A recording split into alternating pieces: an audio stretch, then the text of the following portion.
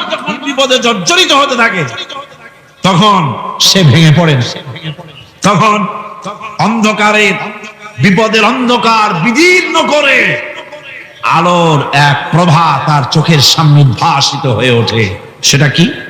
সেটা হলো আল্লাহ রাব্বুল আলামিনের বাণী, ফাইন্না মাআল উসরি ইউসরান ইন্না মাআল উসরি ইউসরা।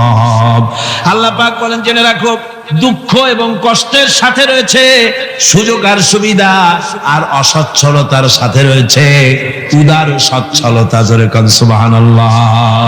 কাজে ভয় পাওয়ার কারণ নাই, হতাশ হওয়ার কারণ নাই, মন আশায় বুক বেঁধে রাখো। গুনাহ করেছো, হতাশ হয়ো না। আমার আল্লাহ হচ্ছেন এমন আল্লাহ, আল্লাহ রাব্বুল আলামিন ডাকেন, এ বান্দা, খুন করেছিস ফিরে আয়, জিনা করেছিস ফিরে আয়, হত্যা করেছিস ফিরে আয়, চুরি করেছিস ফিরে আয়, কুফরি করেছিস ফিরে আয়, সুদ খেয়েছিস, ঘুষ খেয়েছিস, মদ খেয়েছিস ফিরে আয়। এসে আমার দরবারে চোখের পানি ফেল, আমার দরবারে কাঁদাকাটি কর। ইন্নাল্লাহা ইয়াগফিরুয যুনুবা জামিআ ইন্নাহু হুয়াল গফুরুর রহিম। আমার দরবারে চোখের পানি ফেলে কান, আমি রব্বুল আলামিন জিন্দেগীর গুনাহ মাফ করে দেব। সুবহানাল্লাহ কোন, সুবহানাল্লাহ কোন। আমার কাছে কান, চোখের পানি ফেল। আল্লাহ রাব্বুল আলামিনের কাছে বান্দার দুইটা ফোঁটা বেশি প্রিয়। একটা হলো জিহাদের ময়দানে যে রক্ত ফোঁটা দেওয়া হয়, এটা আল্লাহর কাছে প্রিয়। আর আল্লাহর ভয়তে গুনার জন্য লজ্জা করে, অনুশোচনা করে বান্দা যখন চোখের পানি ছেড়ে দেয়, আল্লাহর কাছে এটা অত্যন্ত প্রিয়। নবীজি বলেছেন, বান্দা যখন গুনার ভয়তে, আল্লাহর ভয়তে, জাহান্নামের ভয়তে অনুশোচনা করে যখন চোখ দিয়া পানি ছেড়ে দেয়, ওই চোখের পানি নাকের অর্ধেক আসতে না আসতে আল্লাহ রাব্বুল আলামিন বান্দারে মাফ করে দেন। আল্লাহ বরদাস্ত করতে পারেন না যে বান্দা কান্দু। আমার ভাইরা, আল্লাহ রহমত, এই পৃথিবীতে আল্লাহর রহমতকে 100 ভাগ করা হয়েছে। আল্লাহর রহমতের কত ভাগ? এই 100 ভাগের 1 ভাগ সারা পৃথিবীতে ছড়াই দেওয়া হয়েছে। আর 99 ভাগ কার কাছে? আল্লাহর কাছে। এজন্য আল্লাহ রাব্বুল আলামিন বলেছেন, নাব্বি ইবাদি আন্নী আনাল গফুরুর রহিম। আমার নবী, সুসংবাদ দিয়ে দাও, বান্দাদেরকে শোনায় দাও যে আমি আল্লাহ তাআলা ক্ষমাশীল আর দয়াবান। আমার আল্লাহ রাব্বুল আলামিন বলেন, وَإِذَا سَأَلَكَ عِبَادِي عَنِّي فَإِنِّي قَرِيبٌ।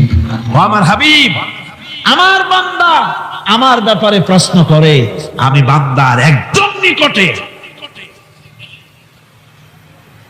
কোরআন শরীফের ভিতরে যত জায়গায় রাসূলকে বলা হয়েছে সুয়ালের কথা, আপনাকে প্রশ্ন করা হয়, আল্লাহ তার জবাব কুল, এই কথা বলে জবাব দিয়েছেন। যত জায়গায় সুয়াল এসেছে, যেমন কোরআনে কারীমের মধ্যে আল্লাহ পাক বলেন, ওয়ায়াসআলুনাকা আনিল মাহিদ, মেয়েদের হায়েজ সম্পর্কে জিজ্ঞাসা করা হয়। কুল হিয়া আযা, হে নবী আপনি বলুন। এভাবে করে কুল দিয়ে জবাব দেওয়া হচ্ছে। আবার প্রশ্ন করা হচ্ছে, ওয়ায়াসআলুনাকা আনিল আনফাল, এই গনিমতের মাল সম্পর্কে হুজুর আপনাকে, হে নবী আপনাকে প্রশ্ন করা হয়। আল্লাহ কুল দিয়া জবাব দিলেন। আল্লাহ বলেন আপনি বলেন।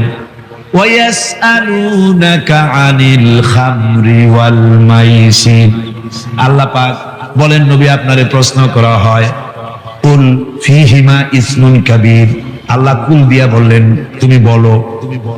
আবার বলা হলো, ওয়ায়াসআলুনাকা আনিল আহিল্লা কুল হিয়া মাওয়াকিতু লিন্নাস, নবী আপনাকে প্রশ্ন করা হয় চাঁদের ক্রমবর্ধমান এবং ক্রমহ্রাস, এই যে বাড়ে আর কমে, পূর্ণিমা হয়, অমাবস্যা হয়, কেন হয়?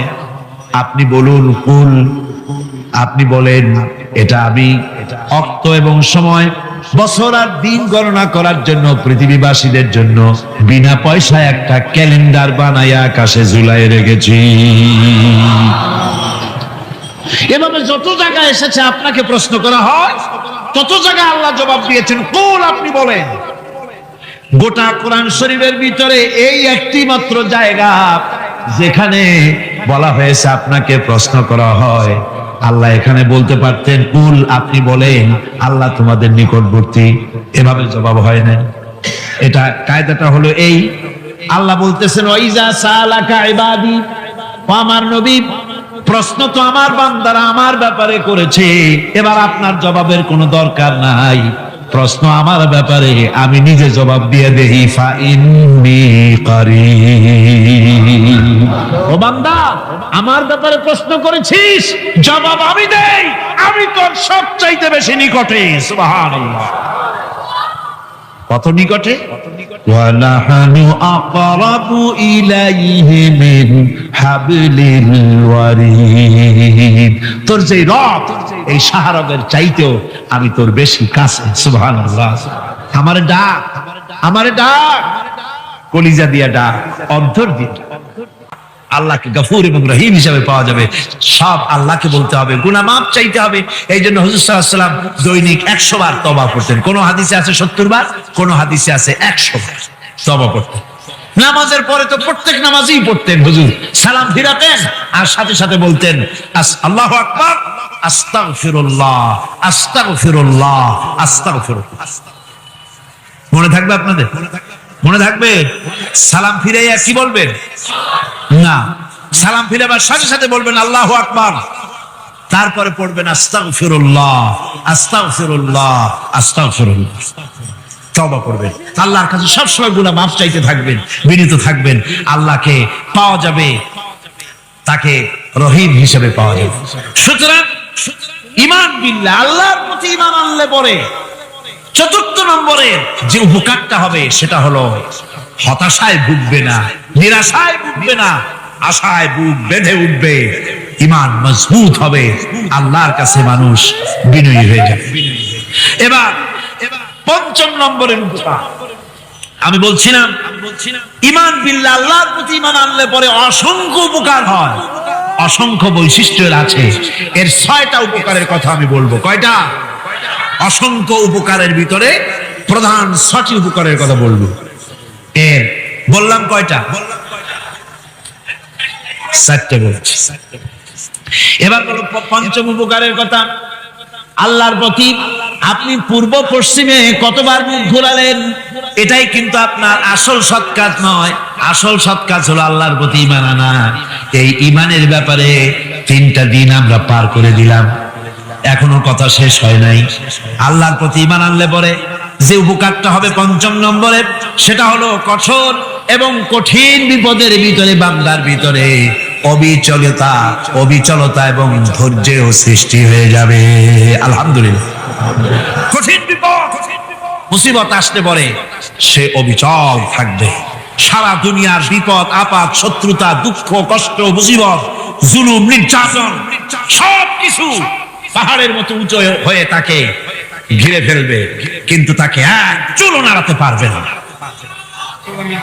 কারণ হচ্ছে আল্লাহ রাব্বুল আলামিন বলেছেন, ইউরিদুনা লিইউতফিউ নূরাল্লাহি বিআফওয়াহিহিম ওয়াল্লাহু মুতিম্মু নূরিহি ওয়ালাউ কারিহাল কাফিরুন। ওরা চায় মুখের ফু দিয়ে আমার আলোকে নিভিয়ে দেবে, কিন্তু আমি আমার আলোকে পূর্ণতা দান করব। তাতে কাফের বেঈমানদের কলজায় যত জ্বালা যন্ত্রণা হোক, আমার দিন কেউ মিটাই দিতে পারবে না। সুবহানাল্লাহ। সুতরাং বিপদে অবিচলতা আসবে, সে অটল হবে, মজবুত হবে। কোরআনে কারীম বলতেছে, ওয়া কাযালিকা জাআলনা লিকুল্লি নাবিয়্যিন আদুওয়াম মিনাল মুজরিমিন। এই পৃথিবীতে এমনি করে আমি সকল নবীদের শত্রু বানিয়েছি সব পাপিষ্ঠ অপরাধীদেরকে। নবীদের সাথে বিরোধিতা করেছে কারা? পাপিষ্ঠরা, অপরাধীরা। বাধাটা আসে এই যে মারে, অপরাধ অপরাধ কি? এই যে তারা চোর বা ডাকাত যাদের মারা হয়। আল্লাহ রাব্বুল আলামিন বলেন অপরাধ হলো ওয়ামা নাকামু মিনহুম ইল্লা আইয়ুমিনু বিল্লাহিল আজিজিল হামিদ। অপরাধ হচ্ছে ইমানদার লোকদের উপর নির্যাতন চালিয়েছে, অন্য কোনো কারণে নয়। কারণ একটাই, তারা আল্লাহর জমিনে আল্লাহর দ্বীন প্রতিষ্ঠা করতে চেয়েছে, আর কোনো অপরাধ না। জমিন আল্লাহর, জমিন কার? এই বিশাল জনসমুদ্র গর্জে উঠুন একযোগে বলুন জমিন কার? আইন চলবে কার? এখানেই সংঘর্ষ বেঁধেছে আবহমান কাল ধরে। মানুষ অত্যাচারিত হয়েছে, সাহাবায়ে কেরাম অত্যাচারিত হয়েছেন। বুখারী শরীফের হাদিসে এসেছে রাসূল করিম সাল্লাল্লাহু আলাইহি ওয়াসাল্লামের কাছে হযরতে খাব্বাব গিয়ে উপস্থিত হয়েছিলেন। হযরতে খাব্বাব বলেন, হাদিসটা এভাবে লেখা হয়েছে বুখারীতে, ওয়ান খাব্বাব বিন আরিদ রাদিয়াল্লাহু তাআলা আনহু قال شكونا إلى رسول الله صلى الله عليه وسلم وهو متوسد بردة له في ظل الكعبة। রাসূলুল্লাহর কাছে গেলাম, কাবা শরীফের কাছে গিয়ে দেখি নবীজি একটা চাদর গায়ে দিয়ে তিনি আরাম ফরমাচ্ছিলেন কাবা শরীফের ছায়ায়। সেখানে গিয়ে বললাম, আলা তাস্তানসিরু লানা আলা তাদউ লানা ইয়া রাসূলুল্লাহ, হে আল্লাহর রাসূল, আপনি কি আমাদের জন্য আল্লাহর কাছে দোয়া চাইবেন না? আপনি কি আল্লাহর কাছে আমাদের জন্য সাহায্য চাইবেন না? আমাদের লোকগুলিকে, মুসলমানগুলিকে মারতে মারতে তো শেষ করে ফেলে দিল। তারা আমাদের সুমাইয়াকে মারলো, আমাদের খাব্বাবকে উটের সাথে পায়ের দড়ি লাগায় টানলো, আমাদের খোবায়েবকে তারা আগুনের উপরে চিৎ করে শোয়ায় রাখলো, না খায় রাখতেছে, মারতেছে। কষ্টে তো শেষ হয়ে গেলাম, হুজুর আপনি কি আমাদের জন্য দোয়া করবেন না? হাদিস শরীফে এসেছে নবীজি উঠে বসলেন সোজা হয়ে। নবীজি বলেন, ও আমার সাহাবী, ও খাব্বাব শোনো, তোমাদের আগে এই পৃথিবীতে যারা দ্বীনের দাওয়াত দিতে এসেছিলেন তাদেরকে সমকালীন রাষ্ট্র শক্তি, সমাজ শক্তি তাদেরকে ধরতো। ফায়ুখাজুর রাজুলু, তাদেরকে তারা ধরতো। ফায়ুফারু লাহু ফিল আরদ, আর তার জন্য জমিনের ভিতরে কবর বানাইতো। ওই কবর ফায়ুজালু ফিহা, ওই কবরের ভিতরে তাকে কোমর পর্যন্ত গেড়ে দিত। সুম্মা ইউতা বিল মানশার, এরপরে করাত আনতো। ফায়ুদাউ আলা রাসিহি, এরপরে ওই করাত তার মাথার উপরে রাখতো। ফায়ুজালু নিসফাইন, এরপরে করাত দিয়া চিরে জিল করে ফেলে দিত। মা ইয়াসুদ্দুহু যালিকা আন দীনিহি, ও আমার খাব্বাব, এত কষ্ট দেওয়ার পরেও সেই যুগের কোন মুসলমানকে, দ্বীনের দায়ীদেরকে আল্লাহর দ্বীন থেকে এক চুলো তারা সরাই দিতে পারে নাই, এক চুলো সরাতে পারে নাই। ওয়াল্লাহি, ও খাব্বাব, আমি আমার আল্লাহর নামে কসম করে বলছি, লা ইউতাম্মান্নাল্লাহু হাযাল আমরা হাত্তা ইয়াসিরা আর-রাকিবু মিন সানা ইলা হাযরামাউত। আমি কসম করে বলি, আল্লাহ রাব্বুল আলামিনের এই সানা থেকে হাজারামাউত পর্যন্ত লোকেরা যাতায়াত করবে, সুন্দরী রমণীরা গমন করবে, সদাকারেরা যাতায়াত করবে, টাকা নিয়ে পয়সা নিয়ে যাতায়াত করবে। তাদের মনের মধ্যে লুটের ভয়, টাকার ভয়, চুরির ভয়, ডাকাতির ভয়, জেনার ভয়, হত্যার ভয়, ধর্ষণের ভয়, কোনো ভয় থাকবে না। লা ইয়াখাফু ইল্লাল্লাহ, আল্লাহ ছাড়া কোনো ভয় থাকবে না। এমন একটা সমাজ, এমন একটা সময় আসবে, ওয়ালাকিন্নাকুম তাস্তাজিলুন, অথচ খুব তাড়াহুড়ো তোমরা করতেছো। তাড়াহুড়ো করো না, সময় আসবে ইনশাআল্লাহ। আর সে সময় আসছিল মদিনায়, আসে নাই? আসে নাই? আমার বন্ধুগণ, কঠিন বিপদে অবিচলতা এবং ধৈর্যের দৃষ্টান্ত রেখে গেছেন আম্বিয়া আলাইহিমুস সালাম। সুবহানাল্লাহ। কঠিন বিপদে অবিচলতা, দৃঢ়তা, ধৈর্য কারে বলে, তার দৃষ্টান্ত কারা রেখেছেন? আম্বিয়া আলাইহিমুস সালাম। ওনারাই আমাদের আদর্শ, নবীরাই আদর্শ। সাহাবায়ে কেরাম রিদওয়ানুল্লাহ তাআলা আলাইহিম আজমাইন আমাদের আদর্শ। ভাইরা আমার, মুসা আলাইহিস সালামকে ফেরাউন যখন ঘিরে ফেলে দিল, কোরআনের সব কথা গল্প গুজবার ইতিহাসের জন্য লেখা হয় নাই। কোরআনের মধ্যে যা লেখা হয়েছে সব বান্দাদের উপদেশের জন্য, যাতে করে লোকেরা চিরটা কাল এর থেকে উপদেশ নিয়ে নিজেদের তৈরি করতে পারে। জোরে বলেন সুবহানাল্লাহ।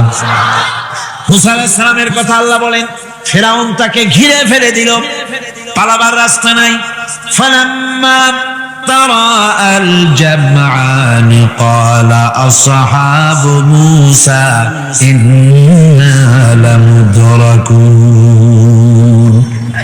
মুসা আলাইহিস সালামের উম্মতরা বললেন, হে মুসা, পাকড়াও হয়ে গেছি, পালাবার রাস্তা নাই। তিন দিক থেকে আমাদেরকে ঘেরাও করেছে ফেরাউনের শক্তি। সামনে কি? দরিয়া, আর তিন দিকে কি? ঘেরাও আন্দোলন। তিন দিক থেকে ঘেরাও হয়ে গেছে, পালাবার কোন রাস্তা। হযরতে মুসা আলাইহিস সালামের কাছে উম্মতরা বললেন, পালাবার তো কোনো পথ নাই, এখন উপায়টা কি? আমাদের তো আর উপায় নাই। মুসা আলাইহিস সালাম দেখেন বিপদে পড়ে গেছেন, কিন্তু ধৈর্য হারান নাই, ভয় পান নাই। ভয় পাইছিলেন? ভয় পেয়েছেন? প্রশ্নই ওঠে না। মুসা আলাইহিস সালাম, আল্লাহ পাক যাদেরকে বলেছেন উলুল আযম রাসূল, যাদের বলেছেন তার মধ্যে হযরত মুসা একজন উলুল আযম পয়গম্বর। চারটি গাড়ি কথা না, আল্লাহ কথা বলছেন তার সাথে, কালিমুল্লাহ তিনি। সুবহানাল্লাহ। মুসা আলাইহিস সালাম শোনালেন, কাল্লা ইন্না মাইয়া রাব্বি সায়াহদিন। কখনো নয়, আমার উম্মতেরা ভয় পেও না, আমার রব অবশ্যই আমাকে পথ দেখাবে। সুবহানাল্লাহ। তিন দিক থেকে শত্রু, একদিকে দরিয়া, পালাবার কোন রাস্তা নাই। সেখানে দৃঢ়তার সাথে তিনি বলছেন, অবশ্যই আমার আল্লাহ আমারে পথ দেখাবে।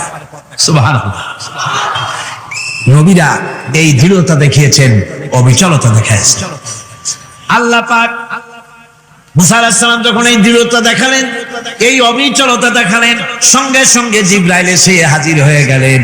আল্লাহ পাক বলেন, ফাআওহাইনা ইলা মুসা আন আদরিব বিআসাকাল বাহরা ফানফালাকা ফাকানা কুল্লু ফিরকিন কাত্তাউদিল আযীম। মুসা আলাইহিস সালামকে আমি ওহী নাযিল করলাম, তাকে বললাম হাতে যে লাঠি আছে, এই লাঠি দিয়ে আঘাত করো দরিয়ার উপরে। দরিয়ার উপরে আঘাত করলেন, একটা রাস্তা হয় নাই, 12টা রাস্তা তৈরি হয়ে গেল। আর দেওয়ালগুলা পাহাড়ের মতো উঁচা হয়ে গেল। দরিয়ার ভিতরে পাহাড়ের মতো উঁচা, মজবুত 12টা রাস্তা। এবার মুসা আলাইহিস সালাম তার দলবল নিয়ে চললেন। আল্লাহ রাব্বুল আলামিন বলেন, وأنجينا موسى ومن معه أجمعين। মুসা এবং তার সাথী সঙ্গীদেরকে আমি পার করে দিলাম। মুসা আলাইহিস সালাম এবং তার সাথী সঙ্গী নিয়ে যখন দরিয়ার মাঝখানে আসছে, ফেরাউন তার দলবল নিয়ে এসে গেছে। আসে দেখে নদীর মধ্যে রাস্তা। বাবা, উক্ত কায়দা। ওর লোকজন নিয়ে নেমে গেছে দরিয়ার ভিতরে। ও আসছে মাঝখানে, মুসা আলাইহিস সালাম চলে গেছেন ওপার, দরিয়া পার। মাঝখানে যখন এসে গেল, আল্লাহ রাব্বুল আলামিন পানিকে অর্ডার করলেন কুন। আল্লাহর তো বটন টেপা লাগে না, মুখ দিয়া কোনো হুকুম করা লাগে না, শুধু বলেন কুন। যে ব্যাপারে কুন বলেন ফায়াকুন, সাথে সাথে হয়ে যায়। আল্লাহ বললেন কুন, আর অমনি রাস্তা বন্ধ হয়ে গেল। এবার তুফান শুরু হয়েছে নদীতে, ঢেউয়ের উপরে ঢেউ, মৌজুন কাল জিবাল, পাহাড়ের মতো উঁচু হয়ে হয়ে ঢেউ আসতেছে। দলবল ঘোড়া আর অস্ত্রপাতি যা ছিল সব মরিয়া শেষ। এবার ফেরাউন একা উপরে ওঠে আর নিচে নামে, পানি খেতে খেতে পেটের কাম সারা। জনমের খাওয়া খাইছে পানি, এখন জান চায়, বাঁচবার আর উপায় না, বাঁচবার আর উপায় নাই। ফেরাউন তার নিজের জীবন সম্পর্কে হতাশ হয়ে গেল। এবার ফেরাউন বলতেছে, আমানতু আন্নাহু লা ইলাহা ইল্লাল্লাযী আমানাত বিহি বানু ইসরাঈল। আমি ঈমান আনলাম, আমি ঈমান আনলাম আল্লাহ ছাড়া কোন ইলাহ নাই। ওই আল্লাহর উপর ঈমান আনলাম যে আল্লাহর উপর ঈমান এনেছে বনি ইসরাঈলেরা। আল্লাহ যাতে ঠিক পায় যে কোন আল্লাহর উপর ঈমান আনছে। বনি ইসরাঈলের আল্লাহর উপর ঈমান আনলাম। আল্লাহ এই তো মুসলমান হয়ে গেছি, এরপরও আমার সুবাও কেন? আল্লাহ রাব্বুল আলামিন জবাবে বলেন আল আন, এখন ওয়াকাদ আসাইতা ক্বাবলু ওয়া কুনতা মিনাল মুফসিদিন। এখন ঈমান আনার কথা বলছো, অথচ যুগের পর যুগ, বছরের পর বছর ধরে আমার মানুষের উপরে মন গড়া আইন চালায়েছো, আমার পয়গম্বরের সাথে বেয়াদবি করেছো। আজ তোমাকে আমি ছাড়ছি না, তোমাকে আজকে ছেড়ে দেব না। আমি তোমাকে মারবো, আর সমস্ত প্রাণীগুলিকে, স্থলচর প্রাণীগুলিকে আল্লাহ পাক অর্ডার দিয়া দিলেন, এই ফেরাউনের লাশকে ডুবাবি না, পচাবি না, খাবি না। আলিয়াউমা নুনাজ্জিকা বিবাদানিক, আমি তোমার শরীরে বাঁচায় দেব। পোকে খাবে না, পানিতে পচবে না, মাছে খাবে না, কুমিরে খাবে না, দুনিয়ার কোনো পশুতে খাবে না। আমি তোরে শুটকি বানাইয়া রাখবো, যাতে করে দুনিয়ার সমস্ত ফেরাউন যত যুগে যুগে আসে তোরে দেখে যেন হেদায়েত নিতে পারে। ফেরাউনকে আল্লাহ শুটকি বানায় রাখছে। এবারে হযরত হুদ আলাইহিস সালাম সম্পর্কে আল্লাহ রাব্বুল আলামিন বলেন, হযরতে হুদকে যখন ষড়যন্ত্র হলো, কাফির বেঈমানেরা তাকে মেরে ফেলার জন্য যখন সরকারি ষড়যন্ত্রে লিপ্ত হয়ে গেল, হযরতে হুদ সমাজের এই চ্যালেঞ্জের মোকাবেলা করলেন। হযরত হুদ বলেন, ফাকিদুনি জামিআন সুম্মা লা তুযিরুন ইন্নী তাওয়াক্কালতু আলাল্লাহি রাব্বি ওয়া রাব্বিকুম। আমি, তোমরা তোমাদের ষড়যন্ত্র আমার বিরুদ্ধে যত পারো আমার বিরুদ্ধে ষড়যন্ত্র চালাও, এতটুকু আমার অবকাশ দিও না। আমি এমন আল্লাহর উপরে ভরসা করেছি যার হাতের ভিতরে তোমাদেরও জান আর আমারও জান। যা পারো তাই করো। সরকার, সমস্ত শক্তি একত্রিত হয়ে আমার মোকাবেলা করো। একদিকে হুদ আলাইহিস সালাম, আর একদিকে গোটা জাতি। হযরত হুদ ভয় পায় নাই। সুবহানাল্লাহ। ঈমান বিল্লাহ মানুষের কলিজাকে এভাবে শক্ত করে দেয়, কোন আলহামদুলিল্লাহ। এবারে এই বিপদের, কঠিন বিপদের মোকাবেলা করে আমার রাসূল যে প্রমাণ দিয়া গেলেন, কিয়ামতের দিন, বিচারের দিনটা যেটা হবে, আল্লাহ রাব্বুল আলামিন বলেন বিচারের দিনটাই লম্বা হবে 50 আলফা সানা মিম্মা তাউদ্দুন। বিচারের দিনটা লম্বা হবে কত বছর? 50,000 বছর। কত বছর? দুনিয়ায় যেভাবে তুমি হিসাব করো, দুনিয়ার গণনা অনুযায়ী হাসরের বিচারের দিনটা হবে 50,000 বছরের মতো লম্বা। এক কিতাবে দেখেছি, তিনি লিখেছেন হিসাব করে, কিয়ামতের ওই দিনটার হিসাবে 50,000 বছর একটা দিন লম্বা। ওই হিসাবে পৃথিবীতে যারা 60 বছর বাঁচলো, সেজন্য আখিরাতে 2 মিনিট দুনিয়ায় বাঁচলো। চিন্তা করেছে? মাত্র 2 মিনিট। 60 বছর যারা হায়াত পেল, 2 মিনিট বাঁচলো। এই 2 মিনিটের জন্য কত হাঙ্গামা, কত মারধর, কত সন্ত্রাস, ক্ষমতার জন্য লড়াই, ধ্যান করেনগে ত্যান করেনগে, লাঠিকে আন্দার মুগুর ভরেনগে, শক্তির ঠেলায় অস্থির। আমার বন্ধুগণ, সময় চলে যাচ্ছে স্রোতের মতো করে, কারো জন্য সময় অপেক্ষা করতেছে না। আমাদের মৃত্যু প্রতি মুহূর্তে কাছে চলে আসতেছে।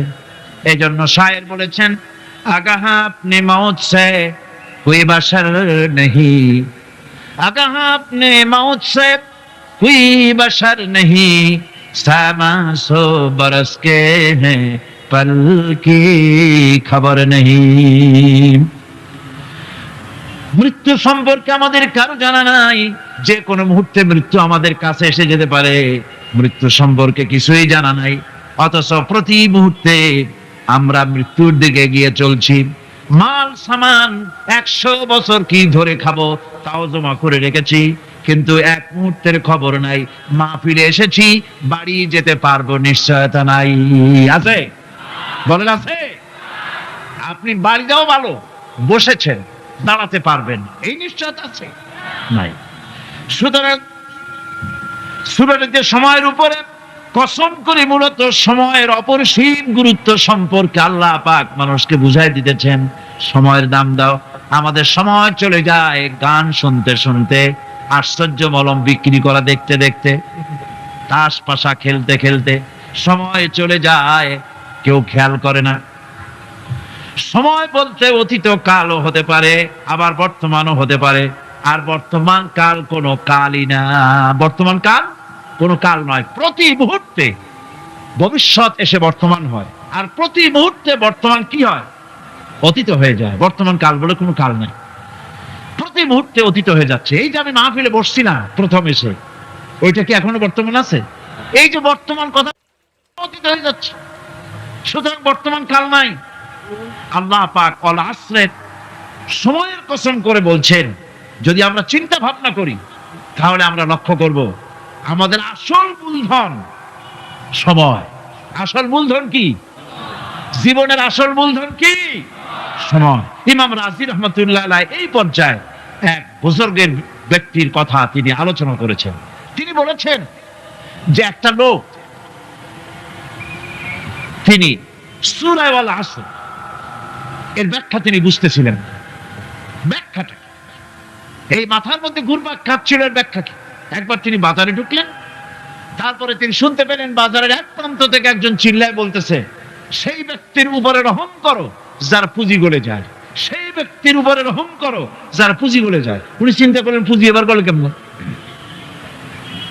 উনি দৌড়ে গেলেন, যায় দেখেন যে যে ব্যাটা চিল্লাচ্ছে সে হচ্ছে বরফ বিক্রেতা। কি বিক্রেতা? বরফ। বরফ, আইস। এখন এই বরফ বিক্রেতা সে চিল্লায় বলতেছে, সেই ব্যক্তির পরে রহম করো যার পুঁজি কি গলে যায়। সূর্যের তাপ বাড়তেছে আর বরফ গলে যাচ্ছে। সে বুঝাতে চাচ্ছে যে আমার এই বরফটা জমাট থাকা অবস্থায় তোমরা কেউ কেনো, যেহেতু আমার পুঁজি এর মধ্যে আমি ইনভেস্ট করেছি। এটা যদি পানি হয়ে যায় তো পানি তো কেউ কিনবে না, এটা তো যেখানে সেখানে পাওয়া যায়। বরফ পাওয়া যায় না বলেই তো আমি বরফ কিনে আনছি। তোমরা আমার প্রতি দয়া করো, তাড়াতাড়ি করে বরফটা কিনে নিয়ে যাও। ইমাম রাজি রহমাতুল্লাহ আলাইহি বলেন, বুজুর্গ ব্যক্তি চিৎকার মেরে বললেন, আল্লাহু আকবার। আমি কিন্তু এই বরফ বিক্রেতার ঘোষণার মধ্য দিয়ে সূরা আল আসরের তাফসীর আমি বুঝে ফেলেছি। তার মানে হলো বরফ বিক্রেতা যেভাবে বলতেছে সেই ব্যক্তির উপরে রহম করো যার পুঁজি গলে যায়, আমারও তো একটা পুঁজি আছে, ওই পুঁজির নাম হায়াত। প্রতি মুহূর্তে আমার পুঁজি তো গলে যেতেছে, আমার পুঁজি তো গলে যায়, প্রতি মুহূর্তে কমে যেতেছে। আহারে, এই পুঁজি যে গলে গেল ধরে রাখতে পারলাম না, এই জন্য কিছুই তো করতে পারি নাই। সূরা আল আসরের ভিতরে মানুষের আয়ুষ্কাল দেওয়া হয়েছে বরফ গলে যাওয়ার মতো দ্রুত, সে আয়ু কমে যাচ্ছে। একে যদি নষ্ট করে ফেলা হয়, ভুল কাজে ব্যয় করা হয়, সেটাই হচ্ছে মানুষের মূল ক্ষতি। মানুষের মূল ক্ষতি। ব্যবসায় ক্ষতিগ্রস্ত হয়েছে, এটা মূল ক্ষতি নয়। স্বাস্থ্য হারাইছে, মূল ক্ষতি নয়। রাজনীতিতে ব্যর্থ হয়েছে, মূল ক্ষতি নয়। জীবনে মন্ত্রিত্ব হারাইছে, মূল ক্ষতি নয়। মূল ক্ষতি প্রতি মুহূর্তে সময় নষ্ট হচ্ছে, এটাই মূল ক্ষতি। ভাইরা, কিয়ামতের দিন জান্নাতীদের কোনো দুঃখ থাকবে না, সকলের দুঃখ থাকবে। জান্নাতীদের কোনো দুঃখ থাকবে নাকি? থাকবে, থাকবে।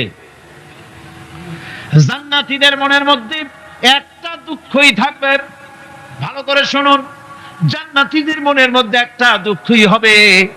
তারা মনে মনে চিন্তা করবেন, আফসোস করবেন, আরে যদি দুনিয়ায় বসে অমুক সময় বাসে বসেছিলাম, আজে বাজে চিন্তা করেছি, বাড়ির ড্রয়িং রুমে একা একা বসে বসে আজে বাজে চিন্তা করেছি, অমুক অমুক সময় খেলাধুলায় কাটাচ্ছি, এই সময়গুলিতে যদি সুবহানাল্লাহ, আলহামদুলিল্লাহ, লা ইলাহা ইল্লাল্লাহ, আল্লাহু আকবার, এই তাসবিহ যদি পড়তাম, জিকির আজগার করতাম, জান্নাতের ভিতরে আরো নিয়ামত লাভ করতে পারতাম। সময়টা তো কাজে লাগাইলাম না। মানুষের সবটা, মুমিনের সব কাজে সব। ফাকুলু লিন্নাসি হুসনা, মানুষের সঙ্গে ভালো ভালো কথা কও, মানুষের সঙ্গে হাসি মুখে কথা কও। একজনের সাথে হাসি মুখে কথা বললে আপনার একটা সৎকার দেওয়ার মতো সমান সব আমলনামায় লেখা হয়ে গেল। ভালো ভালো কাম করো। বন্ধুগণ, সময় দ্রুত গতিতে চলে যাচ্ছে, মানুষের জীবন ক্ষতিগ্রস্ত হচ্ছে। ক্ষতি থেকে বাঁচতে পারবে 4টা গুণ যার মধ্যে আছে, বাকি সব ক্ষতিগ্রস্ত হয়ে যাবে। আমার ভাইয়েরা, এই কথাগুলি বলে আল্লাহ পাক যেন এরকম একটা দৃষ্টান্ত দিলেন। আপনি যদি পরীক্ষার হলে গিয়া দেখেন ছাত্ররা পরীক্ষা দিতেছে, পরীক্ষার জন্য নির্ধারিত সময় কতটুকু? 3 ঘন্টা। 3 ঘন্টা। 3 ঘন্টা। আপনি গিয়ে দেখলেন কোন একজন পরীক্ষার্থী পরীক্ষা দিতে গিয়ে আর একদিকে তাকায় আছে, আকাশের তারা গুনতেছে, অথবা সে গল্প করতেছে, অথবা পরীক্ষা বাদ দিয়ে আজে বাজে কিছু লিখতেছে। আপনি যেমন তাকে, ওই ছেলেটাকে আনবো না, গাফেল ছেলেটাকে ঘড়ির দিকে তাকায় বলেন, এই ছেলে ওই ঘড়ির দিকে তাকাও, দেখো তোমার সময় কিন্তু চলে যেতেছে মাত্র 1 ঘন্টা, আর তুমি সময় নষ্ট করতেছ। আল্লাহ যেন স্নেহ পরবশে তামাম পৃথিবীর গোলামদেরকে, বান্দাদেরকে আঙ্গুল নির্দেশনা দিয়ে বলছেন, বান্দারা প্রতি মুহূর্তে তোর জীবনের মূল্যবান সময় চলে যেতেছে, প্রতি মুহূর্তে সময় যাচ্ছে। আল ইনসান, ইনসান বলতে শুধু মুসলমান না, ইনসান বলতে কি মুসলমান শুধু না, আল ইনসান মানব মণ্ডলী, বিশ্বের সমস্ত মানুষকে আল্লাহ বলছেন, হিন্দু, খ্রিস্টান, বৌদ্ধ, নাসারা, ইহুদি, মজুসি, মুসলমান, বিশ্বের সব মানুষকে আল্লাহ বলছেন। যেহেতু আল্লাহ স্রষ্টা, মানুষের ব্যাপারে সার্বিক কল্যাণময় কথা কে বলতে পারেন? কে বলতে পারেন? সে আল্লাহ রাব্বুল আলামিন বলছেন, সময় চলে যাচ্ছে ও পৃথিবীর মানুষেরা। এই মানুষ বলতে আল্লাহ রাব্বুল আলামিন কোন ব্যক্তি, কোন গোষ্ঠী, কোন জাতিকে বলেন নাই, বলেছেন সমগ্র মানবতাকে। এর অর্থ হচ্ছে সূরাটিতে উল্লেখ্য 4টি গুণ যদি আমল করতে পারে লোকেরা, যেই ব্যক্তি করবে, যেই সমাজ করবে, যেই রাষ্ট্র করবে, যেই গোষ্ঠী করবে, যেই জাতি করবে, তারাই ক্ষতি থেকে বেঁচে যাবে। আর যারা করবে না তারা ক্ষতিগ্রস্ত হবে। কি হবে বলুন? এখন আল্লাহ পাকের কথা শুনুন। আল্লাহ পাক বলছেন, ওয়াল আসরি ইন্নাল ইনসানা লাফি খুসর। খুসর, খুসরিন, এই যে খুসর, খাসার, এই শব্দটা হচ্ছে আবিধানিক অর্থে ক্ষতি হচ্ছে লাভের বিপরীত। লাভের বিপরীত কি? ক্ষতি। নাফা, এই নাফার বিপরীত কি? নুকসান। খাসারাটা কি? নুকসান বলা হয় পুঁজি 50,000 খাটাইছিলাম, লাভ করতে পারি নাই, পুঁজি ঠিক আছে, এটাকে বলা হয় নুকসান। এটাকে কি বলা হয়? নুকসান। কিন্তু আমি পুঁজি খাটিয়েছিলাম 50,000 টাকা, লাভ তো হয়ই নাই, পুঁজিও চলে গেছে, আমও গেছে, সালাও গেছে, আমও নাই, সালাও নাই। এইটারে আরবিতে কি বলা হয়? খাসার, দেউলিয়া। দেউলিয়া হয়ে গেছে। দেউলিয়াটা বোঝেন ভালো আপনারা, দেউলিয়া হয়ে গেছে। কোরআন লাভ বা সাফল্যের ধারণা যেমন নিছক পার্থিব নয়, সমৃদ্ধির কথা শুধু পার্থিব নয়, জন্ম থেকে শুরু করে মৃত্যু পর্যন্ত। কোরআনের লাভের কথা যখন বলা হয় তখন জন্ম থেকে মৃত্যু পর্যন্ত, আখিরাত পর্যন্ত, কিয়ামত পর্যন্ত। ক্ষতিটাও জন্ম থেকে শুরু করে মৃত্যু পর্যন্ত, কিয়ামত পর্যন্ত ক্ষতিটাও। এই ক্ষতি থেকে বাঁচবার জন্য কোরআনে কারিমে বিভিন্ন জায়গায় এই খাসারা শব্দ ব্যবহার করা হয়েছে।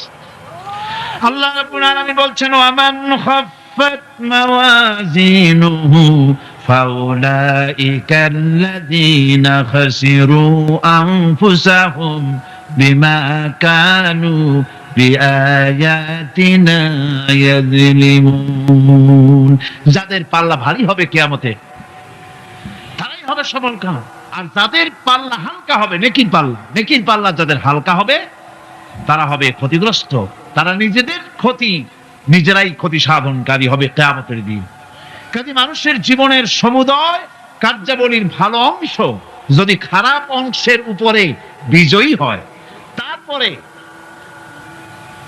খারাপ অংশ পাওনাদারদের দিয়ে টিয়া, এরপরে যদি নেকি কিছু বাকি থাকে, তাহলে বোঝা গেল লোকটা কিয়ামতে নাজাত পাবে। আর যদি ভালো কাজের উপরে খারাপ কাজ বিজয়ী হয়ে যায় আর সমস্ত পাওনাদারদেরকে পাওনা মিটাইয়া তারপরেও পাপ বাকি থেকে যায়, এক চাইতে খাসারা পৃথিবীতে আকাশে জমিনে কিছুই আর হবে না। এর থেকে বাঁচার জন্য আল্লাহ পাক এই খাসারা থেকে বাঁচার জন্যই মানুষকে এই কথা বলছে। এই কথাটি কোরআনে কারীমের অন্য একটি আয়াতে আরো সুন্দর করে বলা হয়েছে, যারা নাকি এই দুনিয়ার বুকে যারা নিজেদের পুঁজি খাটাইছে, জীবনের পুঁজি সুদ কামাইতে খাটালো, জীবনের পুঁজি খাটালো হারাম কামাইয়ের ভিতরে, অন্যায় কাজের ভিতরে, যারা জীবনের পুঁজিকে আল্লাহর দ্বীনের কাজে লাগাতে পারে নাই, তাদের সম্পর্কে বলা হচ্ছে খাসিরাত দুনিয়া ওয়াল আখিরাতা যালিকা হুয়াল খুসরানুল মুবিন। খাসিরাত দুনিয়া ওয়াল আখিরা, দুনিয়াও ক্ষতিগ্রস্ত, আখিরাতেও ক্ষতিগ্রস্ত। এটা হচ্ছে তার জন্য ক্ষতি, এর থেকে বড় ক্ষতি আর কিছুই হতে পারে না। আল্লাহ পাক কোরআনে কারীমে অন্যত্র বলেছেন, وَنُنَزِّلُ مِنَ الْقُرْآنِ مَا هُوَ شِفَاءٌ وَرَحْمَةٌ لِّلْمُؤْمِنِينَ وَلَا يَزِيدُ الظَّالِمِينَ إِلَّا خَسَارًا। আমি এই কোরআন অবতরণের পরিক্রমায় এমন সব বিষয় অবতীর্ণ করেছি যা মুমিনদের জন্য নিরাময় এবং তাদের জন্য রহমত, আর জালিমদের জন্য ক্ষতি ছাড়া আর কিছুই বৃদ্ধি পায় না। জালিমদের জন্য ক্ষতি বৃদ্ধি পায়, আর যারা মুমিন তাদের জন্য এর মধ্যে নিরাময় আছে, এর মধ্যে রহমত আছে। অর্থাৎ যারা এই কোরআনকে যারা নিজেদের আইনের কিতাব হিসাবে গ্রহণ করেছে, কোরআনকে তাবিজের কিতাব হিসাবে নয়, ধর্মীয় কিতাব হিসাবে নয়, কোরআন সংবিধান। কোরআন কি? কোরআনকে যারা সংবিধান হিসাবে মেনে নিয়েছে, কোরআনকে যারা সংবিধান হিসাবে গ্রহণ করলো ব্যক্তি, পরিবার, সমাজ, রাষ্ট্রে, তাদের যাবতীয় মানসিক, বুদ্ধিবৃত্তিক, নৈতিক, তামাদ্দুনিক রোগের নিরাময় হবে, এর দ্বারা শান্তি হবে। কিন্তু যেসব জালিম এই কোরআনকে প্রত্যাখ্যান করেছি, কোরআনকে যারা মৌলবাদীদের কিতাব বলে, কোরআনের কথা বললে মৌলবাদ বলে গাল দেয়, তারা তাদের কপালকে পোড়াইয়া ছাই বানাইয়া দিছে, তাদের কপাল ভস্মীভূত করে দিয়েছে। আমার দেশে, এই দেশটা কি মুসলমান বেশি না অন্য জাতি বেশি? কোন? জোরে কোন? মুসলমান সবচেয়ে। খুব লক্ষ্য করে শোনেন, এই দেশে সবচেয়ে মুসলমান বেশি, ইন্দোনেশিয়ার পরে। পৃথিবীর দ্বিতীয় বৃহত্তম মুসলিম দেশ হলো কোনটা? বাংলাদেশ। এই দেশে ইসলামরে যত গালি দেওয়া হয়েছে, কোরআনকে যত গালি দেওয়া হয়েছে, আলেমদেরকে যত গালি দেওয়া হয়েছে, রাসূলুল্লাহকে যত গালি দেওয়া হয়েছে, ইসলামে আদর্শকে যত গালি দেওয়া হয়েছে, পৃথিবীতে কোন দেশে এইভাবে ইসলামকে গালি দেওয়া কোথাও হয় নাই। এমনকি আমেরিকার মতো দেশে, ইংল্যান্ডের মতো দেশেও কোরআনের বিরুদ্ধে এত কথা কেউ বলতে সাহস পাবে না, ইসলামের বিরুদ্ধে কথা বলতে সাহস পাবে না, যেহেতু মুসলমানেরা সেখানে পাল্টা আক্রমণ করবে। আজ আমার দেশে মুসলমানের ঘরের সন্তান হইয়া ইসলামের বিরুদ্ধে তারা বক্তব্য রাখে। মৌলবাদ জিকির উঠে গেছে। আমেরিকার প্রেসিডেন্টরা যখন শপথ নেন, প্রেসিডেন্ট হিসেবে ওথ নেন, বাইবেলের উপরে হাত রাখেন আর বলেন, এই মহাগ্রন্থকে স্পর্শ করে শপথ নিচ্ছি, আমি আমার চিন্তা চেতনা, আমার মেধা, আমার প্রজ্ঞা, সবটা আমার জাতি, আমার দেশকে উন্নয়নের জন্য, এর সমৃদ্ধির জন্য, এর সংরক্ষণের জন্য আমি আমার জীবনকে উৎসর্গ করব। বাইবেলের উপরে স্পর্শ করে এই শপথ তারা নেন। আমার দেশের প্রেসিডেন্ট, প্রধানমন্ত্রী শপথ নেওয়ার সময় কোরআন শরীফের উপরে হাত রাখে যদি, তাহলে বলা হবে বেচারা মৌলবাদী হয়ে গেছে। এটা করা যাবে না। আর যদি কেউ করে সামান্য কিছু, কোরআন না, যদি তসবিহ নিয়েও আসে, তাহলে বুঝতে হবে জাতির সাথে একটা প্রতারণা ছাড়ার কিছুই নেই। কাজেই ধর্মের প্রতি আকর্ষণ একটা ভিন্ন জিনিস। সেই জিনিসকে ছেড়ে যারা দেয় তারাই ক্ষতিগ্রস্ত হয়, আর যারা ধরে রাখে তারা দুনিয়ায় ক্ষতিগ্রস্ত হয় না। আল্লাহ পাক এখানে রাসূল করিম সাল্লাল্লাহু আলাইহি ওয়াসাল্লাম একটি হাদিস প্রণিধানযোগ্য কোরআনের ব্যাপারে। হুজুর বলেছেন, আল কোরআনু হুজ্জাতুন লাকা ওয়া আলাইকা। এই কোরআন হয় তোমার পক্ষের সাক্ষী, না হয় এই কোরআন তোমার বিপক্ষের সাক্ষী। কিয়ামতে এই কোরআন হয় তোমার পক্ষে কাজ করবে, নতুবা এই কোরআন তোমার বিপক্ষে কাজ করবে। দুই অবস্থা থেকে খালি হবে না।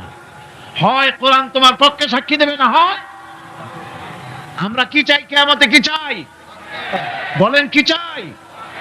কোরআনের পক্ষে যদি আমরা সাক্ষী চাই, তাহলে এই কোরআনের পক্ষে আমাদেরকে কাজ করতে হবে। এছাড়া আমাদের নাজাতের কোনো পথ নাই। আমাদের মুক্তির পথ হচ্ছে কোরআন কেন্দ্রিক, রাসূলুল্লাহর হাদিস কেন্দ্রিক।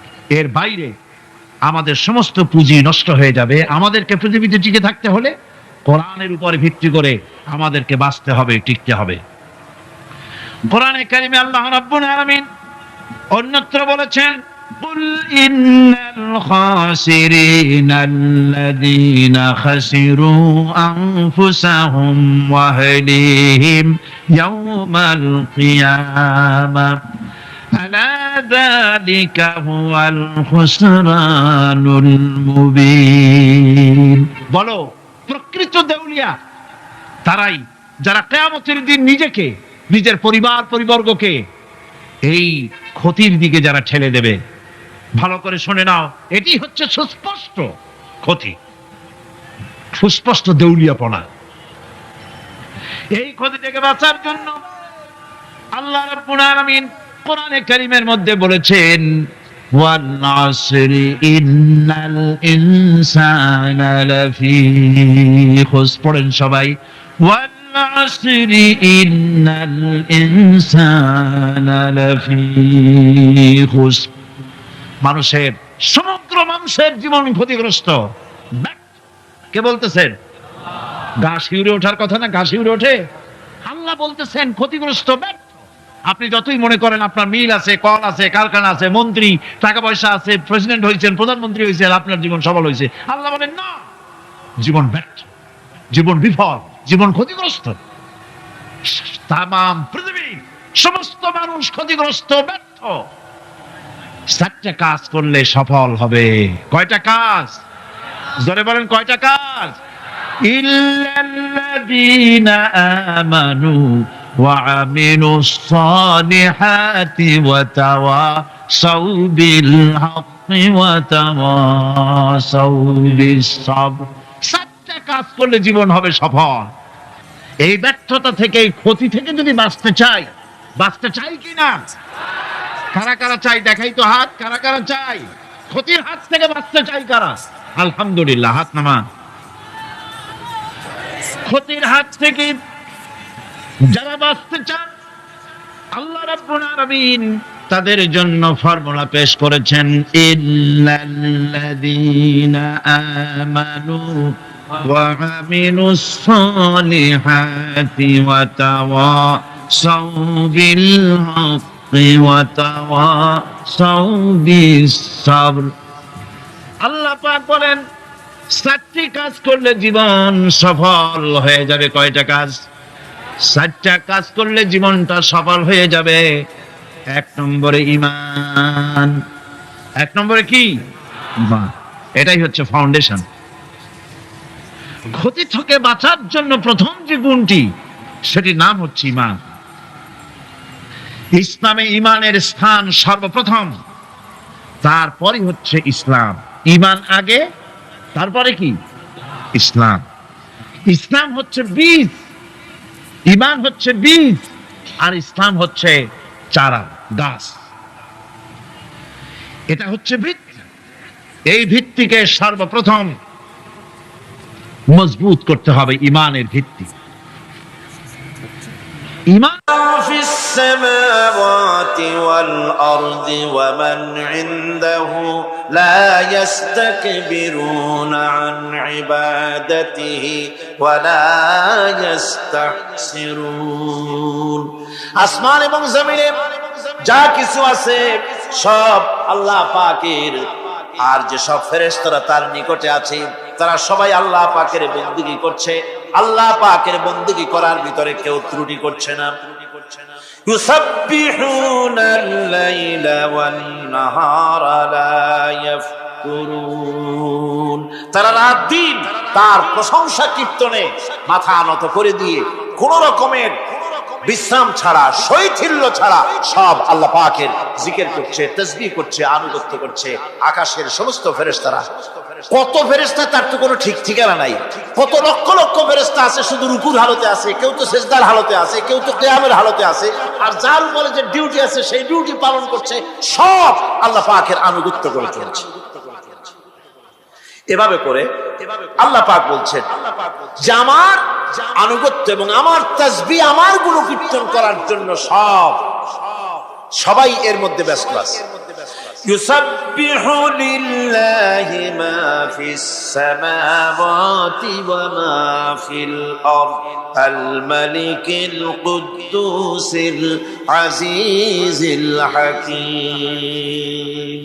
ইউসাব্বিহু লিল্লাহি, তাসবিহ পড়ছে। সাব্বাহা ইউসাব্বিহু তাসবিহান, তাসবিহ পড়েছে, তাসবিহ পড়ছে, তাসবিহ পড়বে।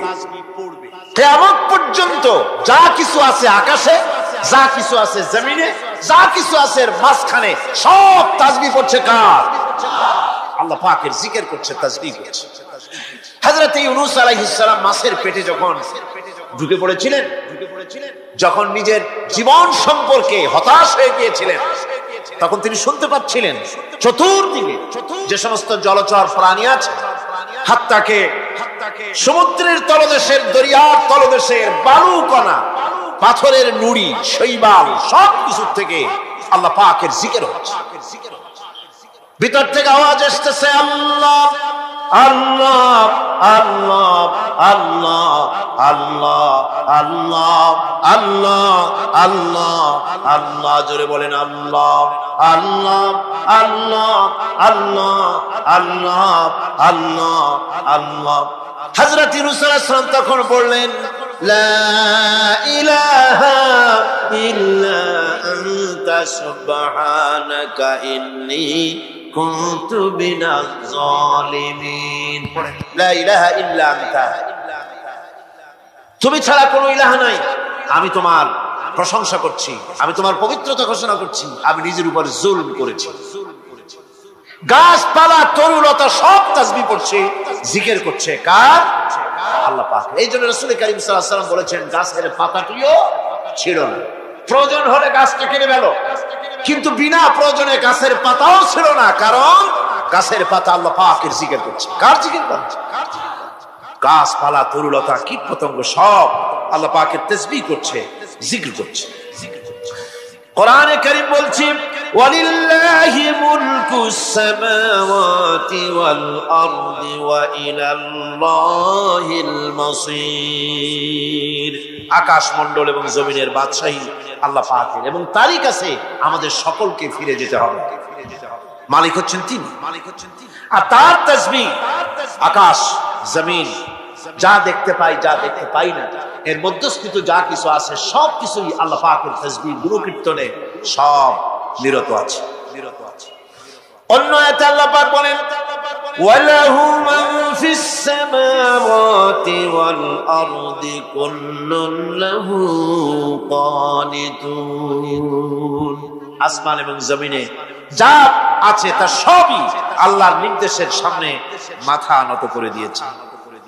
শুধু তাই নয়, আশ-শামসু ওয়াল কমারু বিহুসবানিন ওয়ান নাজমু ওয়াশ-শাজারু ইয়াসজুদান। সূর্য এবং চন্দ্র হিসাব অনুযায়ী আবর্তিত হচ্ছে, এবং বৃক্ষ এবং নক্ষত্ররাজি সিজদায় রত হয়ে আছে। সব আল্লাহ পাকের সামনে মাথা নত করে দিয়েছে। এই ইবাদত, তাসবিহ, আজ্ঞা অনুবর্তিতা, নিয়ম অনুবর্তিতা, সচেতনতা, সকল কিছু সকলেই মিলে আল্লাহ পাকের একটি ধূলিকণা থেকে শুরু করে পাহাড় পর্বত পর্যন্ত সব আল্লাহর নিয়ম কানুন মেনেই চলছে। আপনি দেখতে পাচ্ছেন সমুদ্রে যে জোয়ার এবং ভাটা হয়, কার নির্দেশে হয়? কার নির্দেশে হয়? আরো লক্ষ্য করুন, সমুদ্রের পানি লবণাক্ত, এই নোনা পানি, সমুদ্রের নোনা পানিগুলি পদ্মা, মেঘনা, যমুনা, ব্রহ্মপুত্র, শীতলক্ষা, সুরমা, এসব মিষ্টি পানির ভিতরে জ্বরের টানে লবণাক্ত পানিগুলি ঢুকে যায়।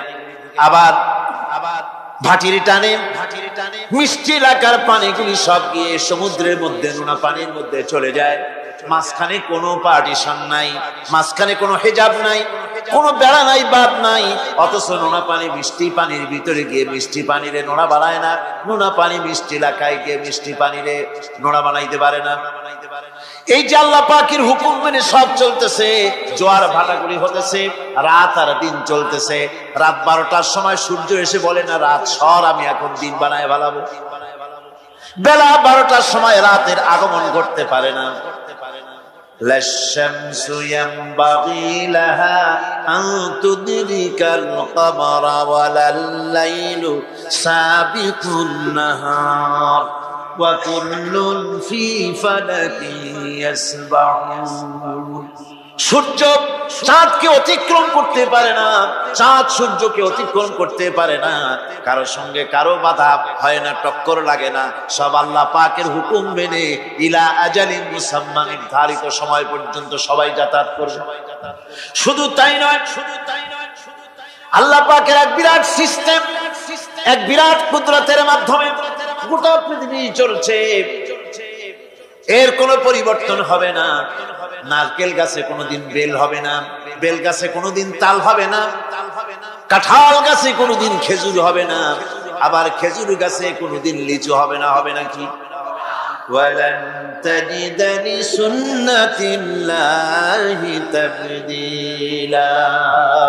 আমার প্রকৃতির আইনের মধ্যে, আমার ল অফ নেচারের ভেতরে কোনো পরিবর্তন হবে না। সবগুলি আমার আইন মানতে হবে। এখন হতে পারে এমন যে ব্যক্তি আল্লাহরে মানে না, ব্যক্তি বোঝেন না, নাকি বোঝেন না? একটা মানুষ আল্লাহরে মানে না, ও না মানতে পারে যে জিহ্বাটি দিয়া বলে দেয়ার ইজ নো গড, স্রষ্টা বলতে কেউ নাই, যে জিহ্বাটি দিয়া বলে সে জিহ্বা হুকুম মানে কার? আল্লাহ পাকের হুকুম মানে। কিরকম? জিহ্বার উপরে যদি তিতা রাখে আপনি বলেন তিতা থুইছি, তাতে কি হয়েছে? খবরদার তিতার টেস্ট নিবি না, তিতা টক এই টেস্ট দিতে পারবি না। আপনার কথা জিহ্বা শুনবে? শুনবে না। ওর উপরে যে নির্দেশটা আছে সেই নির্দেশ অনুযায়ী সে কাজ করবে। টয়লেটে গিয়ে আপনি না কেড়ে কবেন যে খবরদার, আমি একটা বিরাট অফিসার, অনেক টাকা পয়সার মালিক, অথবা বিরাট একটা মন্ত্রী টন্ত্রী কিছু একটা, সবাই আমার হুকুম মানে, তোকেও মানতে হবে। খবরদার দুর্গন্ধ যেন নাকের মধ্যে না ঢোকে। নাক আমি চাবি ধরতে পারবে না। শুনবে না কে? শুনবে। নাক হোক, কান হোক, চোখ হোক, মুখ হোক, প্রত্যেকটা অঙ্গ প্রত্যঙ্গ, এগুলি সব হুকুম মানে কার? হতে পারে ব্যক্তি আল্লাহকে অস্বীকার করে বসলো, আল্লাহকে বললো যে আল্লাহ নাই, সব এমনি এমনি হয়। এর কপাল পড়ার লক্ষণ। কিসের লক্ষণ? কপাল পড়ার লক্ষণ। সব বোঝে। একটা মাইক দেখলে কয় যে না, কেউ এটারে বানাইছে। এই যে একটা ভিডিও ক্যামেরা, এটা কেউ দেখলে বলবে যে কয়েকজন আলেমে মিলে ফু দিছে আর অমনি একটা মাইক কি বল ক্যামেরা হয়েছে, বলবে কেউ? কোন পাগলেও কবে? এই প্যান্ডেলটা দেখে কি মনে হবে? 4-5 জন পিসা ভাইসা কোসাইর কোণে দাঁড়াইয়া ফু দিছে, সাথে সাথে প্যান্ডেল হয়ে গেছে। এটা কথা হইল? একটা ছোট্ট টেবিল, একটা চায়ের কাপ দেখলে পরে মানুষ বলে নিশ্চয়ই এটা কেউ বানাইছে। আজীব, এত বড় বিশাল আকাশ, এত সুন্দর জমিন, এত সুন্দর দেহ, এই মানুষ, গাছপালা, তরুলতা, কীট পতঙ্গ, পাহাড়, নদ নদী, সব কিছু দেখে কেবলমাত্র কপাল পোড়াই বলতে পারে যে কেউ নাই। এমনি এমনি হয়েছে। আজীব তামাশা। এমনি এমনি একটা চাউল তৈরি হয় না, একটা ডিম তৈরি হয় না, এমনি এমনি পৃথিবীতে হয়ে গেল।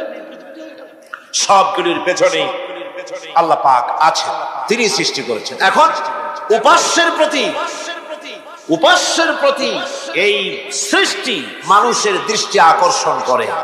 উপাস্য পাও না কে আল্লাহ, তা ঠিক পাও না, তা দেখাবার জন্য এই পৃথিবীর আল্লাহর সৃষ্টি প্রত্যেকটি পদার্থ, প্রত্যেকটি জিনিস ইঙ্গিত করে নিঃসন্দেহে কেউ না কেউ আছে, আর তার নাম হচ্ছে আল্লাহ। তার নাম কি? আরো জোরে বলেন, নাম কি? আল্লাহ পাক। এখন প্রশ্ন ওঠে, আল্লাহরে বানাইছে কেডা? বলে তো মুরগি আগে না ডিম আগে? ডিম যদি আগে হয়ে থাকে তো ডিমটারে পারলো কে? আর মুরগি যদি আগে হয়ে থাকে, কোথার থেকে মুরগি এসে উড়ে এসে জুড়ে বসলো, আইলো কই থেকে? আল্লাহ যদি একজন থেকেই থাকেন তাহলে তার স্রষ্টা। এই প্রশ্ন তুলেছেন বার্টন রাসেল। প্রশ্ন তুলেছে স্রষ্টার স্রষ্টা কে? আমি দেখলাম এক আর্মি অফিসার একটা বই লিখেছেন, আমার এত ভালো লাগলো। বইটার নাম হচ্ছে আল কোরআন দা চ্যালেঞ্জ, মহাকাশ পর্ব।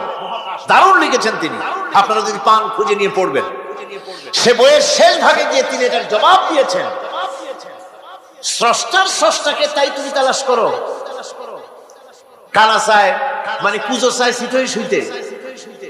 একটা লবণ কণার দৃষ্টান্ত তিনি দিয়েছেন। একটা লবণ কণা, একটি লবণ কণার ভিতরে যতগুলি মলিকুল থাকে, একটা লবণ কণার ভিতরে যতগুলি ক্যালাস থাকে, একটা লবণ কণার ভিতরে যতগুলি উপকরণ আর উপাদান থাকে, অর্থাৎ একটা লবণ কণা যত উপকরণ যত উপাদান ধারণ করে, তার ধারণ ক্ষমতা যতখানি, এতখানি জিনিস ধারণ করতে 1000 বার্টন রাসেলের মগজের দরকার। একটা লবণ কণা, সেইটা চিন্তা করাই কঠিন। আর এত বড় মহাবিশ্ব যিনি সৃষ্টি করেছেন তার স্রষ্টাকে তালাশ করতে চাও, এটা কি স্বাভাবিক কথা? এটা পাগলের প্রশ্ন হতে পারে, এটা পাগলের প্রশ্ন হতে পারে। গ্যাগারিন টিটপ প্রথম মহাশূন্যচারী ছিল। গ্যাগারিন বেটা মহাশূন্য ঘুরি টুরি আইসা কয় কি, কয় যে মুসলমানেরা যারে কয় আল্লাহ, হিন্দুরা যারে কয় ভগবান, খ্রিস্টানরা যারে কয় গড, মহাশূন্য এত ঘুরলাম, আল্লাহরেও দেখলাম না, ভগবানও দেখলাম। আজীব তামাশা। তুমি তো তোমার শরীরটাই দেখো না, তোমার শরীরটাই তো তুমি দেখতে পাও না। তোমার মাথার তালুটা কেমন তা কি দেখছো কখনো? আয়না নিচের দিকে দিয়ে ঠ্যাং উপরের দিকে দিয়ে তাকাইলে যদি দেখো মাথার তালু কেমন। নিজের ঘাট দেখো না, পিঠ দেখো না, নিজের হিপ দেখতে পারো না। আয়না টায়না সাইড পাসখান না নিয়ে দেখার উপায় নাই কোন জায়গায় কি আছে শরীরে। নিজের শরীরটাই দেখো না, কত বড় সাহস! এই শরীরের স্রষ্টাকে দেখতে চাও? কোন দৃষ্টি শক্তি তাকে মুহাইয়া করতে পারবে না।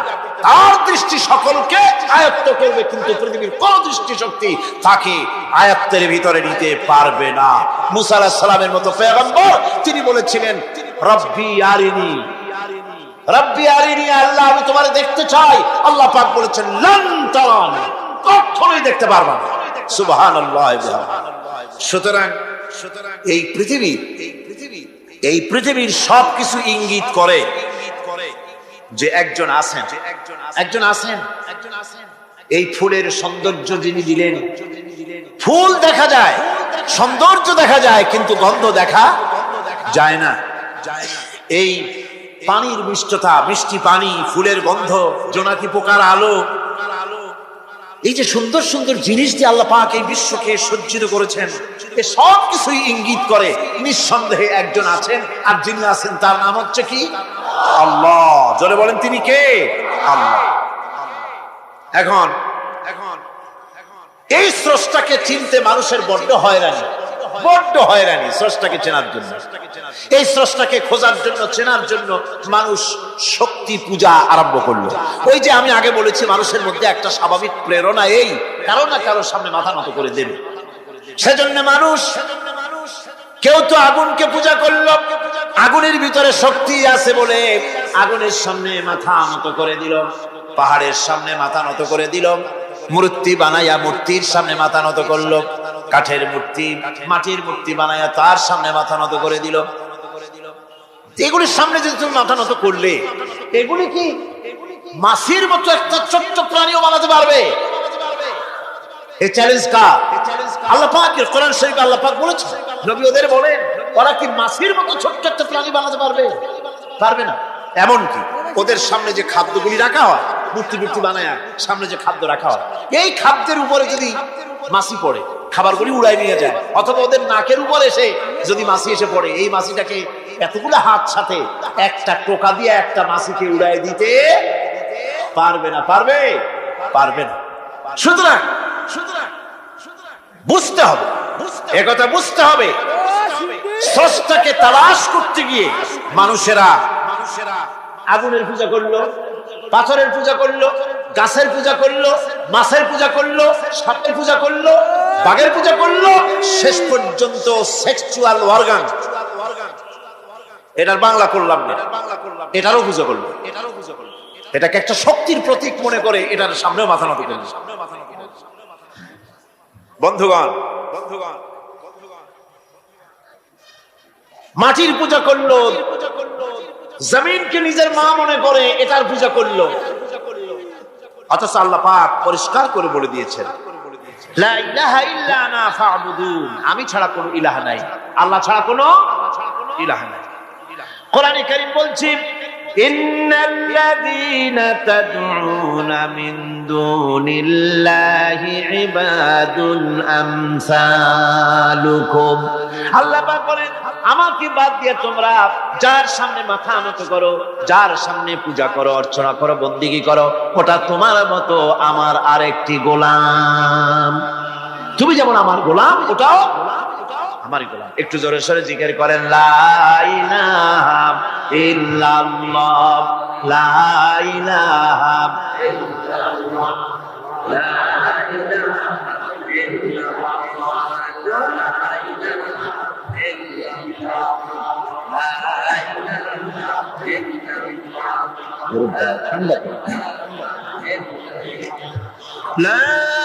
ইলাহা ইল্লাল্লাহু মুহাম্মাদুর রাসূলুল্লাহ।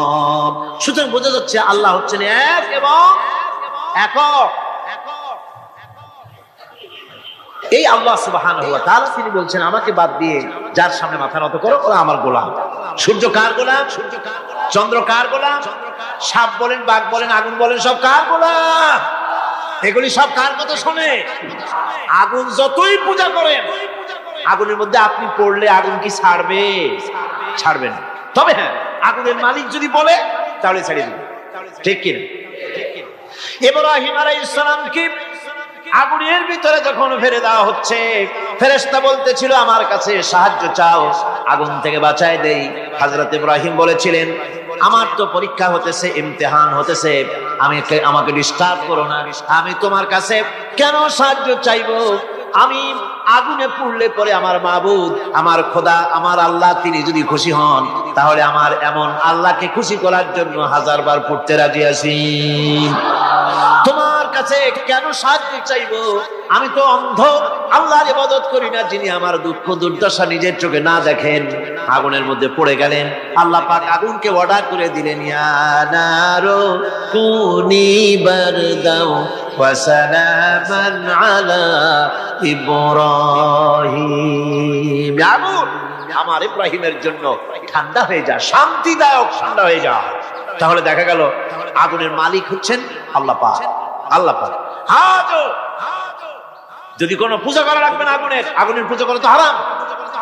আগুন হচ্ছে আল্লাহর গোলাম, আল্লাহর সৃষ্টি, এটা হচ্ছে মাখলুক, আল্লাহ হচ্ছেন খালিক। বিশ্বকবি, কবি সম্রাট আল্লামা ডক্টর ইকবাল কি সুন্দর করে বলেছেন, আজ ভি হো জো ইব্রাহিম কা ইমা পয়দা, आज भी हो जो इब्राहिम का इमां पैदा, आग कर सकती है एक अंदाज गुलिस्तान पैदा। ইব্রাহিমের ঈমান যদি আজও কোথাও হয় বিদ্যমান, করতে পারেন অগ্নিকুণ্ডে খুবসুরত এক গুলিস্তান। এখনো যদি ইব্রাহিমের ঈমান যদি কারো মধ্যে জাগ্রত হয়, আর তাকে যদি আগুনে ভালানো হয়, সে আল্লাহ আজও আছেন না নাই? আছে কিনা? আল্লাহু লা ইলাহা ইল্লা হুয়াল হাইয়ুল কাইয়্যুম। পড়েন সবাই, আল্লাহু লা ইলাহা ইল্লা হুয়াল হাইয়ুল কাইয়্যুম। তিনি সদা জাগ্রত, তিনি চিরঞ্জীব। সুতরাং মহান শক্তিধর আল্লাহ পাক, তার হচ্ছে সব গোলাম। তুমি গোলাম হইয়া আর এক গোলামের কাছে হাত পাতো, সে তোমারে কিচ্ছু দিতে পারবে না। আমি দৃষ্টান্ত দিতে গিয়ে বলি, একজন ভিক্ষুক সে যদি আর একজন ভিক্ষুকের কাছে গিয়ে বলে, ভাই আমারে 10টা টাকা দাও। সে 10 টাকা পাবে কই? সারাদিন খয়রাত করে পাইছে মোটে 5 টাকা। তোমার তো 10 টাকা দিতে পারবে না। ও ভিক্ষুক, তুমিও ভিক্ষুক। সুতরাং গোটা বিশ্ববাসী হচ্ছে আল্লাহ পাকের কাছে ভিক্ষুক। সব বলি কি ভিক্ষুক। প্রধানমন্ত্রী হোক, প্রেসিডেন্ট হোক, প্রধান সেনাপতি হোক, আল্লাহ পাকের দরবারে এগুলি কিচ্ছুই না, গোলাম। এগুলি সব কি? গোলাম আর গোলাম। সুতরাং মাথার মতো করা যাবে না কারোর সামনে। এই প্রকৃতি, এই নেচার শেখাচ্ছে একজন আছেন, সেটাকে বুঝতে হবে। বোঝার জন্য আল্লাহ কি দিয়েছেন? কি বোঝার জন্য আল্লাহ পাক মানুষকে ব্রেন দিয়েছেন, বিবেক দিয়েছেন। শোনার জন্য কান দিয়েছেন, দেখার জন্য চোখ দিয়েছেন। আল্লাহ পাক বলছেন লাহুম কুলুবুন লা ইয়াফকাহুনা বিহা ওয়া লাহুম আয়ুনুন লা ইউবসিরুনা বিহা ওয়া লাহুম আযানুন লা ইয়াসমাউনা বিহা উলাইকা কাল আনআম বাল হুম আদাল উলাইকা হুমুল গাফিলুন।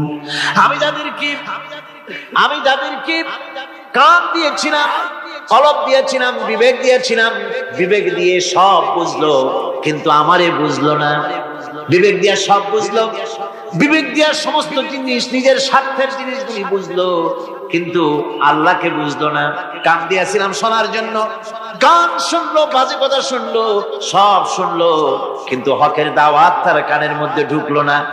হক বুঝলো না, হক শুনলো না, হক দেখলো না, সত্যকে চিনতে পারলো না। আল্লাহ পাক বলেন উলাইকা কাল আনআম, এরা হলো চতুষ্পদ জানোয়ার, জানোয়ার পশু। আল্লাহ কয় না খালি পশু কইলে সারে না, বালহুম আবার একেবারে পশুর চাইতেও নিকৃষ্ট। কারণ হলো পশু অবিশ্বাসী নয়, পশু অবিশ্বাসী নয়, পশু কাফের নয়, পশু মুশরিক নয়, পশু মুরতাদ নয়, পশু নাস্তিক নয়, ঠিক কিনা? সুতরাং পশুর চাইতেও খারাপ, পশুর চাইতেও খারাপ। পশু যেটা বোঝে তাও বোঝে। পশু তো অন্তত মালিকের আনুগত্য করে, তার কথা শোনে, যার খায় তার কথা শোনে।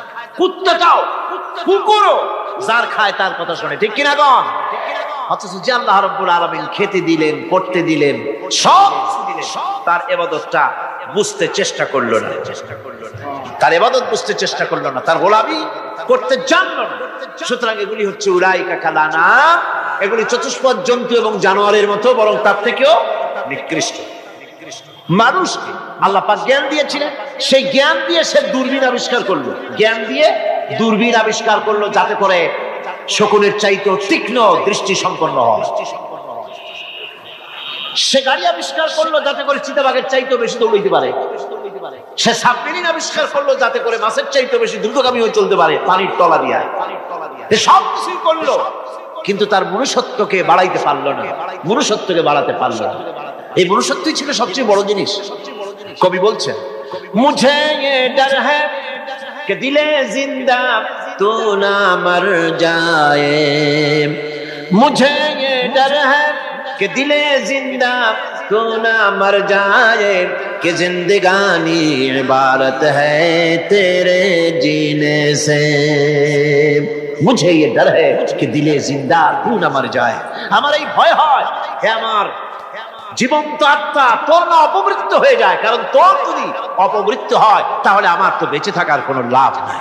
আমরা তো আমাদের আত্মা, জীবিত আত্মাকে মেরে ফেলছি, জীবিত আত্মাকে মেরে ফেলছি, আত্মাকে বিকশিত করছি না।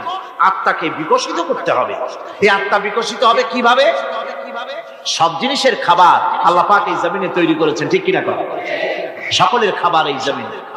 মানুষ যেহেতু তৈরি হয়েছে এই মাটি দিয়ে, সেই জন্য আল্লাহ রাব্বুল আলামিন মানুষের খাবার মাটি দিয়ে তৈরি করে দিয়েছেন। কলা দিয়েছেন, কচু দিয়েছেন, আলু দিয়েছেন, মূলা দিয়েছেন, তাল দিয়েছেন, বেল দিয়েছেন, মাছ দিয়েছেন, তরকারি দিয়েছেন, পনির দিয়েছেন, দুধ দিয়েছেন, গোশত দিয়েছেন। খাবারের কোনো অভাব রাখেন নাই, সব মাটি দিয়েছে।